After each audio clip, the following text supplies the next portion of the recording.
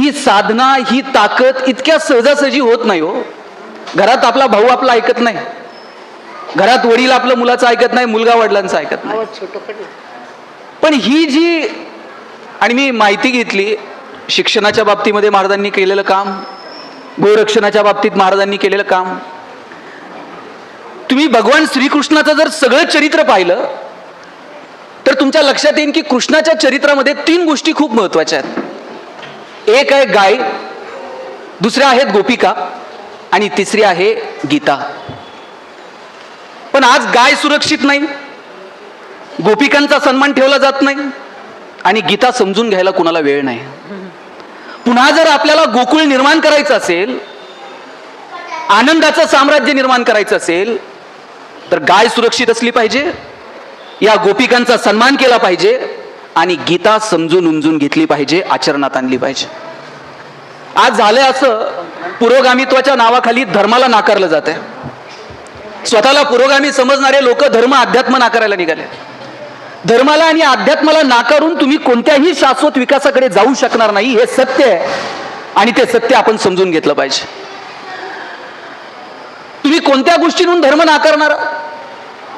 कर्मण्येवाधिका रस्ते मा फलेषु कदाचन सांगत असताना लोक असं म्हणाले की अरे तुम्ही फळाची अपेक्षा नाकारता. अरे फळाची अपेक्षा नाही, चांगलं कर्म केल्यानंतर फळ मिळणारच आहे, त्याच्या पाठीमागं धावू नका, हे गीता सांगते.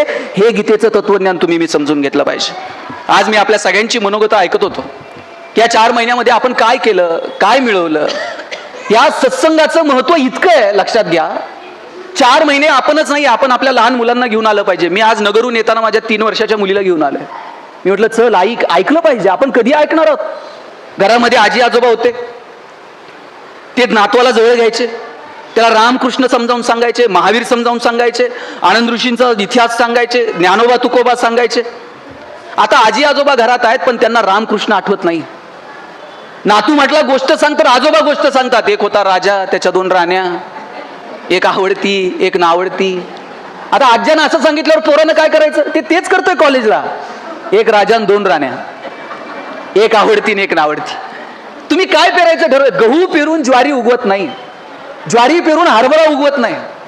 मग अशी अध्यक्षांनी विषय काढला की येणाऱ्या काळात येणाऱ्या पिढीला शाळा सुरू करा, त्यांच्यापर्यंत आपलं ज्ञान पोहोचेल. आणि मी सांगेल, पहिली शाळा घरात सुरू होते.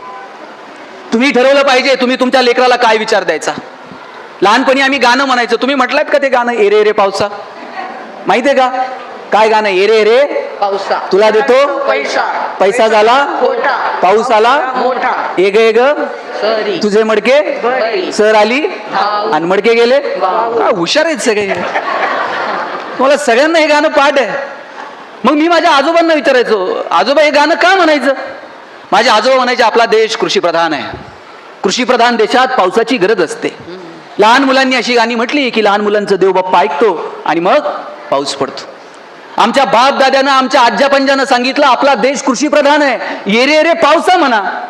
आणि आज शाळेत गेल्यावर पहिल्याच वर्गात बाई शिकवतात रेन रेन. पोरांनी नेमकं करायचं काय? Rain rain go away. आज लहान पोरग जर शाळेत निघालं तर आई वॉटर बॅग भरून देते, सांगते तुझं पाणी तू प्यायचं, तुझं पाणी दुसऱ्याला द्यायचं नाही, दुसऱ्याचं पाणी तू प्यायचं नाही. आणि वर्गात गेल्यावर गुरुजी सांगतात एकनाथ महाराजांनी काशीहून आणलेलं पाणी गाढवाला पाजलं. पोरांनी नेमकं करायचं काय?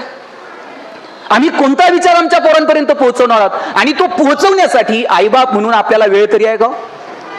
किती पालक असे आहेत की आपल्या मुलांना वेळ देतात, त्याच्या गालावरून हात फिरवतात, वेळ प्रसंगी त्याच्या कानाला पकडतात, वेळ प्रसंगी त्याला जवळ घेऊन त्याच्याशी वेळच नाही पालकांना. नाही. शाळेमध्ये पॅरेंट्स मीटिंग असतात, 1000 पोरांच्या पाठीमागे 4 पालक येतात.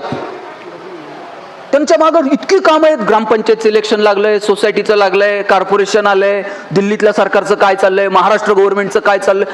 त्यातून वेळ मिळाल्यावर ते पोराला विचारतंय यंदा कितवीला आहे भाऊ? पोराला द्यायला वेळ नाही.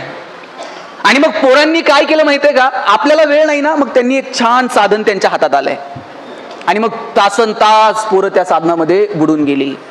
मगाशी कुणीतरी सांगितलं की आम्ही महाराजांची सगळी कीर्तनं युट्यूबवरती पाहिली. किती चांगलं साधन होतं मोबाईल. आज मी प्रत्यक्ष ऐकू शकत नाही, पण उद्या गेल्यानंतर मी ऑनलाईन बघेल कुठल्या पेजवरती आहे. किती सुंदर साधन होतं मोबाईल. पण त्याचा इतका अतिरेकी वापर केला, वय वर्ष 0 ते 11 वयोगटातल्या मुलांचे डोळे, त्यांची दृष्टी कमी व्हायला लागली आहे. स्क्रीन टाइम त्यांचा वाढलाय, तासन तास पोरं मोबाईलवरती आहेत. इथं आता काही आजी आहेत माझ्या, मला सांगा आजी, पोरगं रडायला लागल्यावर तुम्ही काय करत होता? तो त्या पोराला जवळ घ्यायचा, हा, कड्यावर घेऊन. हा, आणि जवळ घेतल्याबरोबर पोरगं रडणं थांबतो. आणि का थांबवायचं माहितीये? आईच्या गर्भात असताना त्या लेकरानं पहिल्यांदा काय ऐकलंय? आईच्या हृदयाचे ठोके ऐकले. त्याला ते इतके परिचित आहेत, जवळ घेतल्याबरोबर त्याला कळायचं माझी आई आहे, आणि पोरगं रडणं थांबवतो. आता पोरगं रडायला लागल्यावर आपण काय करतो?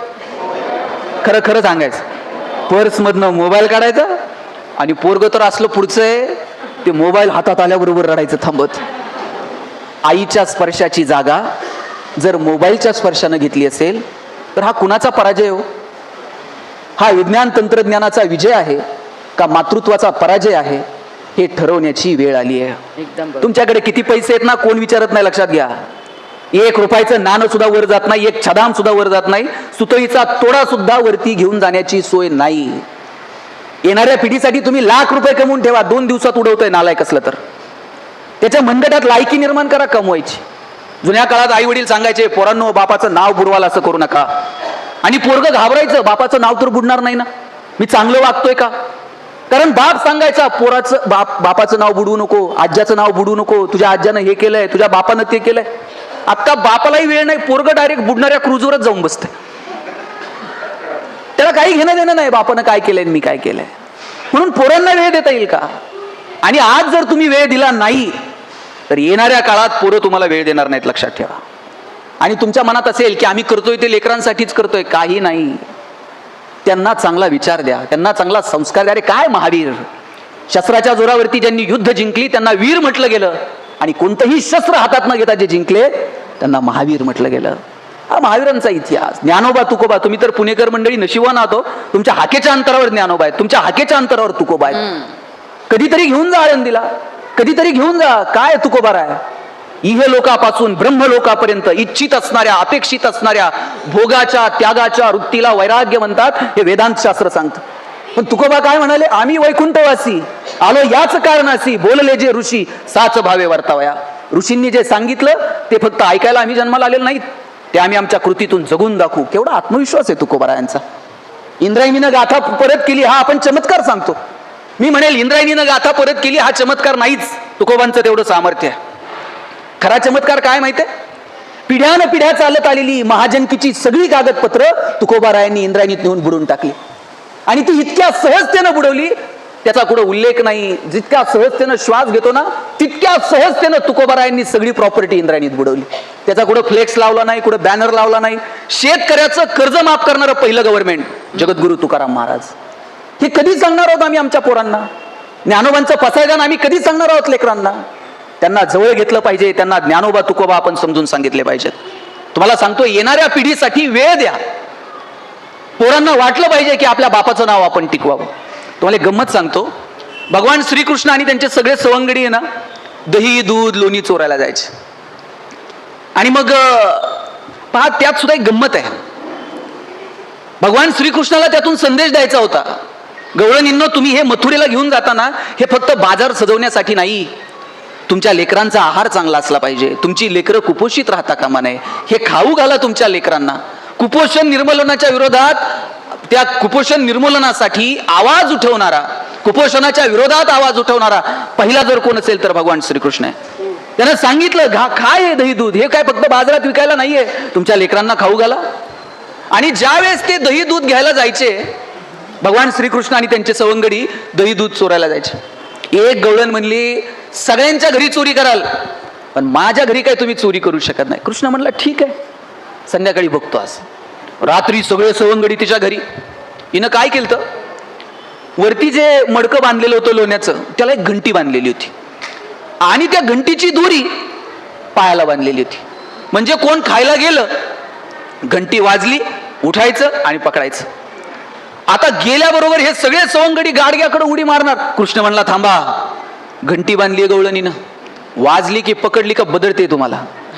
मग काय करायचं?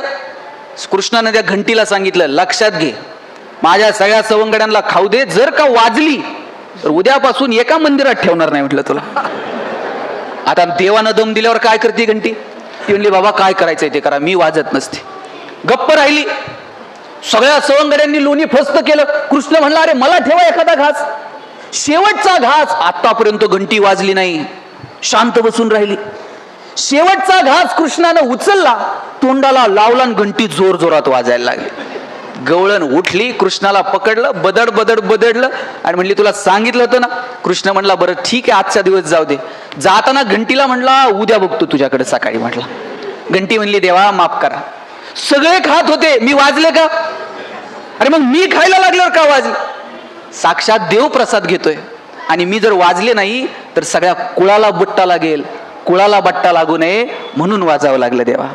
अरे निर्जीव घंटीला कळतं माझ्या कुळाला बट्टा लागू नये, आणि आम्हाला का कळू नये की माझ्या बापानं काय केलं, माझ्या आज्यानं काय केलं, माझ्या पंजानं काय केलं, माझ्या आईवडिलांची मान शर्मेनं खाली जाणार नाही याची दक्षता आम्ही लेकरं का घेऊ शकत नाही? ती घ्यावी तसं जर वाटत असेल, माझी सगळ्या आयांना विनंती आहे, पोरांना वेळ द्या, त्यांच्याशी बोला, त्यांच्याशी संवाद साधा. अचानक कॉलेजला गेलेल्या तुमच्या पोरापोरींच्या मोबाईलला पासवर्ड आलेत, लॉक आले. आतापर्यंत पासवर्ड नव्हते. कॉलेजला जायला लागल्यापासनं दादाला वाटतं झोपतानाही फोन उशाला असावा, दिदीला वाटतं बाथरूम मध्ये जातानाही हातात मोबाईल असावा. आई बापाला कळू नये आता आपल्या मुलांसोबत आपल्याला बोलण्याची वेळ आली आहे म्हणून. योग्य वेळी तुमच्या मुलांसोबत बोला, त्यांच्या भावना जाणून घेण्याचा कधीतरी प्रयत्न करा. दुर्दैवानं आम्ही त्यांच्या भावना कधी जाणून घेतल्या नाही, त्यांच्याशी कधी संवाद साधू शकलो नाही. आम्ही एका वेगळ्या धुंदीत आहोत की नाही चाललंय, पण एक वेळ येते आणि तिथे वाटतं की नाही, वेळीच आम्ही आमच्या मुला मुलींच्या संस्कारांसाठी वेळ द्यायला हवा होता. दोघं आई वडील आयुष्यभर पैसे कमवत बसले. दोनही मुलं डॉक्टर इंजिनियर झाली आणि परदेशात जाऊन सेटल झाली. आईबाप रोज फोन करायचे, तुम्ही तरी भारतात या, नाहीतर आम्हाला तरी परदेशात घेऊन जा. पोरही आली नाही ना आईबापालाही नेलं नाही. एक दिवशी आई गेली. आई गेल्यानंतर बापानं फोन केला, जिवंत होती तोपर्यंत आला नाहीत, आज तुमची आई गेली, जमलं तर या. 2 मुलांपैकी एक मुलगा आला, आईला अग्नी दिला आणि लगेच परदेशात जायला निघाला. वडिलांनी विचारलं अर्धा दिवस थांब. पोरगा म्हटला बाबा मला महत्वाची काम आहेत, जावं लागेल. हे 50,000 रुपये घ्या, आईचा पेपरला फोटो द्या, भावपूर्ण श्रद्धांजली म्हणून आमची नावं टाका, गावाला गोडधोड जीव घाला, पण 10 दिवस नाही थांबतायच. वडील म्हणले 9 महिने तिनं पोटात वाढवलं. आई कधी म्हटली नाही 9 महिने पोटात होता, पोटाचं भाडं दे, टाळू भरली, तेलाचे पैसे दे. अरे आम्ही तुमच्यासाठी कमवत राहिलो, तुमच्यासाठी कधी हिशोब मांडले नाही आणि तो हातात पैसे टिकून चालला. पोरगं म्हटलं बाबा तुम्हाला आठवतं का, शाळेत मी पहिल्यांदा भाषण करणार होतो, तुम्हाला म्हटलं माझं भाषण ऐकायला या, तुम्ही हातात 50 रुपये टेकवले आणि सांगितलं आज वेळ नाही, मला दुकानात जावं लागेल. बाबा मी तुम्हाला म्हटलं मी पहिल्यांदा गाणं म्हणणार आहे, माझं गाणं ऐकायला या 15 ऑगस्टला, तुम्ही 100 रुपये हातात टेकवले आणि सांगितलं आज मला जावं लागेल, आज वेळ नाही. बाबा ज्यावेळेस मला वाटलं तुमच्या हातात हात घालून फिरावं त्यावेळेस तुमचा हात मिळाला नाही. ज्यावेळेस वाटलं तुमच्या खांद्यावर डोकं ठेवून रडावं, बाबा तुमचा खांदा मिळाला नाही. आता पैसे खूप आहेत पण तुम्हाला देण्या इतका वेळ नाही. वडील म्हणले राजा मी दोघांना फोन केलता, तू एकटाच आला, थोरला का आला नाही? पोरगं म्हटलं दादाला म्हटलं होतं चल आईला शेवटचं बघून येऊ, परत आईला बघता यायचं नाही. दादा म्हटला मला महत्वाची काम आहेत, आईच्या वेळेस तू जा, बाबांच्या वेळेस मी जाईल. आईला आणि बापाला दिवसांसाठी वाटून घेणारी माणसं जन्माला येतील आणि यासाठी आमची पिढी कारणीभूत नसेल. आता ही परिस्थिती आहे, त्यासाठी तुमच्या पिढीचा गाफीलपणा कारणीभूत असेल. मी हात जोडून विनंती करेल आमच्या पिढीसाठी तुम्ही पैसे कमवायच्या फंदात पडू नका. आम्हाला संस्कार देता येईल का, आमच्या मनगटात कमवण्याची रग निर्माण करता येईल का? सन्मार्ग, आमचे वडील सांगायचे वाईट मार्गाने मिळवलेलं धन म्हणजे प्रेतावरची फुलं आहेत, हसूही देत नाहीत आणि रडूही देत नाहीत. जे कमवायचंय ते चांगल्या मार्गाने कमवा. अरे पुरुषार्थ आहे, धर्म अर्थ काम आणि मोक्ष, 4 पुरुषार्थ सांगितलेत, त्यातला अर्थ हा सुद्धा पुरुषार्थ आहे. पण कोणत्या मार्गाने आणि कशासाठी खर्च करावा मला वाटतं याची बुद्धी असायला हवी. ते जर एकदा आली ना मग मस्त जगता येतं. मला हेवा वाटतो की महाराज साहेब आपण शिक्षणाच्या पवित्र क्षेत्रामध्ये काम करतात. आज जर आम्ही शिक्षणाच्या क्षेत्रात चांगलं काम करू शकलो नाही, आरोग्याच्या क्षेत्रात चांगलं काम करू शकलो नाही तर येणारी पिढी आपल्याला माफ करणार नाही. नगरच्या सिव्हिल हॉस्पिटलमध्ये परवा आग लागली, 11 लोक गेली. काय चूक होती हो त्यांची? 130 कोटी लोकसंख्या असलेल्या भारतासारख्या देशात आरोग्याच्या सुविधा अतिशय तुटपुंज आहेत. आजही ग्रामीण भागातल्या पोरांना शिकायचं म्हटलं तर शिक्षणाच्या सुविधा नाहीत, शिक्षणासाठी पैसे नाहीत. ही परिस्थिती बदलवण्यासाठी ज्यांच्याकडे आहे त्यांनी पुढाकार घेतला पाहिजे. मगाशी कुणीतरी टिफिनचा विषय काढला की पोरांच्या डब्याला काय. आम्ही ज्यावेळेस पुण्यात शिकायला आलो नगरवरून, सकाळी 9:30 वाजता शिवाजीनगरच्या स्टँडला आमचा जेवणाचा डबा यायचा. एसटीनी डबे यायचे. आज एसटीवाल्यांची परिस्थिती काय तुम्ही बघा. एसटीनी डबा यायचा आणि आम्हाला जर उशीर झाला नाही यायला, ड्रायव्हर कंडक्टर वाट बघत असायचे, पोरं अजून कशी आली नाहीत. त्याला वाटायचं गाडी जर गेली तर पोरं दिवसभर उपाशी राहतील. सकाळी 9:30 वाजता जर नगरहून पुण्याच्या शिवाजीनगरच्या स्टँडला डबा येत होता तर आमच्या आईनं कितीच्या गाडीनं डबा दिला असेल? 6च्या गाडीनं डबा दिला असेल. 6च्या गाडीला जर आईचा डबा तयार होता तर आई किती वाजता उठली असेल? 4 वाजता उठली असेल, स्वतःच्या हातानं पीठ मळलं असेल, भाकर थापली असेल, आईच्या हाताचा स्पर्श त्या पिठाला झालेला असेल. 2 वर्षात मी चतकोर सुद्धा भाकर कधी फेकून दिली नाही. माझी आई माझ्यासाठी सकाळी उठते, डबा करते, पाठवते. ती भावना होती. चतकोर सुद्धा भाकर कधी फेकून द्यावीशी वाटली नाही. आज तुम्ही पोरांचे डबे चेक करा. मॅगी, नूडल्स, कुरकुरे, पेस्ट्रीज, विकत आणलेले प्रोडक्ट पोरांच्या डब्यात असतात. आणि अजून जर पैसे आले ना, बायका 100ची नोट टाकून देणार डब्यात. तिकडच जाण काय खायचंय ते खा. इथपर्यंत येऊ देऊ नका. मुलांसोबत बोलणं ठेवा, त्यांच्या आहाराची काळजी घ्या, त्यांच्या संस्कारांची काळजी घ्या, त्यांना स्पर्श द्या. लेकरांसोबत स्पर्श सुद्धा उरला नाही. लिपस्टिक पुसेल म्हणून बायका पोरांना फ्लाइंग किस द्यायला लागल्या. चलो बाबा, टेक केअर. अरे ठराविक वयापर्यंत त्या मुलांना आपल्या स्पर्शाची गरज असते. तो स्पर्श आम्ही आमच्या मुलांना देतो का? मला वाटतं याचा विचार करा. खरं तर आज या कार्यक्रमाच्या निमित्तानं एवढ्या सगळ्या विभूती व्यासपीठावरती असताना माझ्यासारख्यानं फार बोलणं उचित नाहीये, पण तरी सुद्धा काही गोष्टींना मला स्पर्श करायचा आहे. त्या विषयांना छिडून मी माझे विचार थांबवेल. मला आवर्जून आपल्याला सांगायचंय की धर्म आणि अध्यात्म या गोष्टी तुम्ही कोणत्याही पातळीवरती नाकारू शकणार नाहीत. ही गोष्ट पहिल्यांदा लक्षात घ्या. शाश्वत विकासासाठी अब्दुल कलाम साहेबांनी जी कनेक्टिव्हिटी सांगितली ना, ग्रामीण भाग आणि शहरी भाग, त्या 4 कनेक्टिव्हिटी सांगितल्या. एक फिजिकल कनेक्टिव्हिटी, एक डिजिटल कनेक्टिव्हिटी, एक नॉलेजची कनेक्टिव्हिटी, आणि शेवटचा विषय अब्दुल कलाम साहेब ज्यांनी विज्ञान तंत्रज्ञानावरती काम केलं ते सुद्धा सांगतात, शाश्वत विकासासाठी स्पिरिच्युअल कनेक्टिव्हिटी, आध्यात्मिक कनेक्टिव्हिटी खूप गरजेची आहे. 5-5 हजार वर्ष धर्म टिकले, वेड्यासारखे टिकले का? हा, स्थित्यंतर झाली, क्रांती झाली, उत्क्रांती झाली, काही तत्व बदलली. धर्म काय आकाशातून पडले का हो? धर्म म्हणजे तुमच्या माझ्या चालण्या बोलण्याची वागण्याची रीत म्हणजे धर्म. तुमच्या माझ्या आचरणाची पद्धत म्हणजे धर्म. हा वेगळं काही नाहीये. स्थित्यंतर झाली. ज्या गोष्टी समाजाच्या हिताच्या नाहीत, निसर्गाच्या हिताच्या नाहीत, त्या बदलल्या. आपल्याला धर्मानं काय सांगितलं? सम्यक ज्ञान, सम्यक चारित्र्य, सम्यक विचार, सम्यक दर्शन. सम्यक हा शब्द खूप महत्वाचा आहे. जे आहे ते विवेकाला धरून असलं पाहिजे हे धर्म सांगतो. ज्ञान सुद्धा विवेकाला जर धरून नसेल तर त्याची वाईट कृती आपल्याला समाजात पाहायला मिळते. म्हणून ज्ञान सुद्धा सम्यक असलं पाहिजे. दर्शन, तुमची दृष्टी सुद्धा सम्यक असली पाहिजे. धर्मानं सिद्धांत सांगितला अपरिग्रह. काय? जगातला कोणता प्राणी आहे ज्यानं पुढच्या 10 पिढ्यांसाठी साठवून ठेवलंय? कावळ्याला कधी ओव्हरवेट झालाय म्हणून डाएट करताना बघितलंय? डाएट तुम्हाला मला करावा लागतो. अपरिग्रह आहे. आपल्याकडे ते अति झालंय, साठलंय. म्हणून माणसाकडे जी बुद्धी आहे, जी दृष्टी आहे ना, ती दृष्टी, ती बुद्धी आपण समजून घेतली पाहिजे. मला वाटतं त्याच्यासाठी म्हणून काम करावं. आणि निसर्गा इतकं समतोल शिकवणारं दुसरं काही नाही. मला सांगा, या जगामध्ये जी गुरुत्व शक्ती आहे, गुरुत्वाकर्षणाची शक्ती, ती प्रमाणात आहे, ती समतोल सांगणारी आहे. ती गुरुत्वाकर्षण शक्ती थोडी जरी वाढली तर काय होईल, किंवा ती थोडी जरी कमी झाली तर काय होईल? हे ब्रह्मांड टिकू शकेल? त्या ठराविक प्रमाणामध्ये गुरुत्वाकर्षणाची शक्ती आहे म्हणून ब्रह्मांड आहे. हवेतलं कार्बन डायऑक्साईडचं प्रमाण थोडं जरी वाढलं तर काय होईल? समुद्राची पातळी उंचावते, हवेतली उष्णता ती प्रमाणात आहे म्हणून सगळं ठीक आहे. निसर्ग तुम्हाला प्रमाणात राहण्याचा सल्ला देतो. आणि आज नाही, शतकोनशतक निसर्गानं सांगितलंय माणसाला अवकातीत राहा. आता तर इथपर्यंत आणून सोडलंय माणसाला की न दिसणारा विषाणू सुद्धा जग थांबवू शकतो. किती किंमत दाखवून द्यावी माणसाला या निसर्गानं.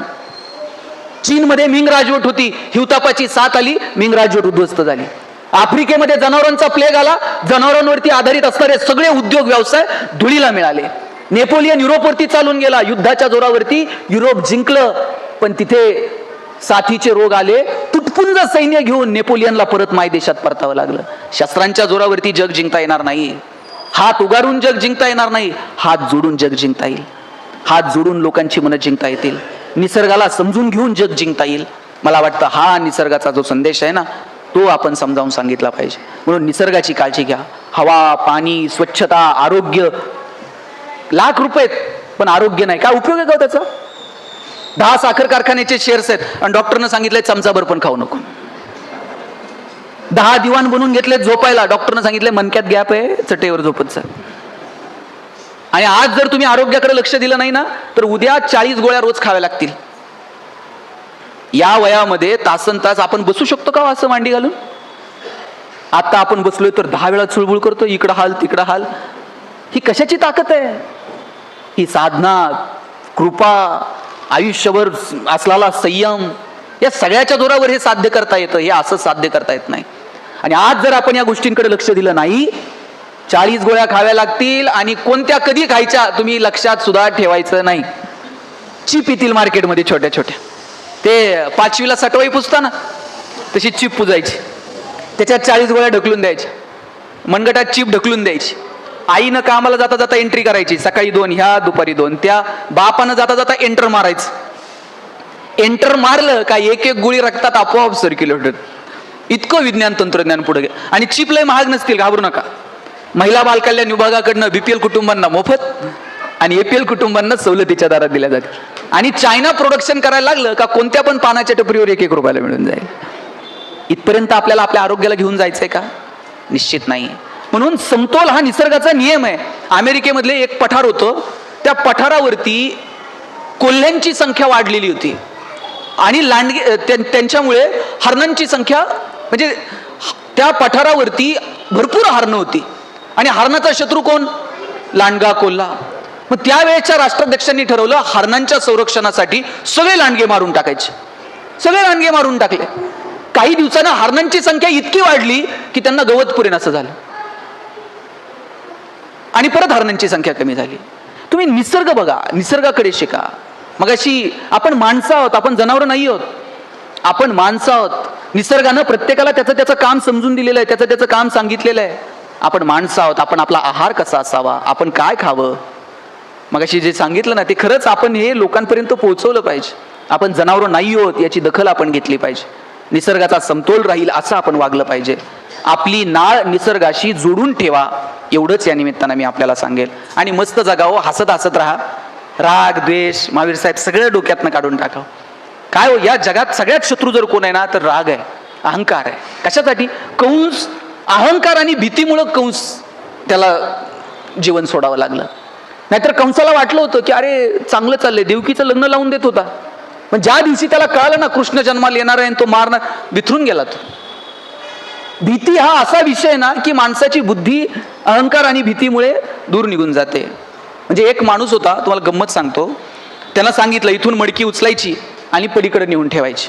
आणि त्या कामगाराला सांगितलं एक जरी मडकं फुटलं ना बघ, तो भीत भीत आपला उचलायचा, नेऊन ठेवायचा, व्यवस्थित ठेवत होता.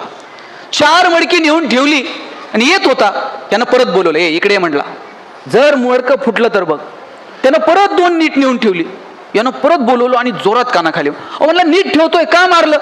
म्हणलं मग फुटल्यावर मारून काय उपयोग आहे, आधीच मारलं. म्हणलं ही भीती आहे, नंतर करून काय उपयोग आहे. हा जो संग्रह आहे ना, अपरिग्रह जे सांगितलं आपण, संग्रह का करतो? भीती आहे, उद्या नाही मिळलं तर, माझ्या पोरांना नाही मिळलं तर. ही भीती आपल्याला वाईट गोष्टींकडे घेऊन जाते. म्हणून ही भीती, हा अहंकार आपल्याला बाजूला घेऊन जाता येईल का? आणि जेवढं परमेश्वरानं 2 हात दिलेत आपल्याला, काहीतरी देवाच्या मनात असेल का नाही 2 हात देण्यामागं? एक हात जर घेण्यासाठी दिलाय तर दुसरा हात देवानं एकच दिला असताना असा, त्यानंच द्या आणि त्यानंच घ्या. पण नाही, 2 हात दिले, एक घेण्यासाठी आहे तर दुसरा देण्यासाठी आहे. तुम्ही जे समाजाला द्याल ते हजारो लाखो पटीनं समाज तुम्हाला परत करतो. त्या ब्रह्मांडाचा नियम आहे, 1 रुपया सुद्धा तुमचं उसणं ठेवत नाही.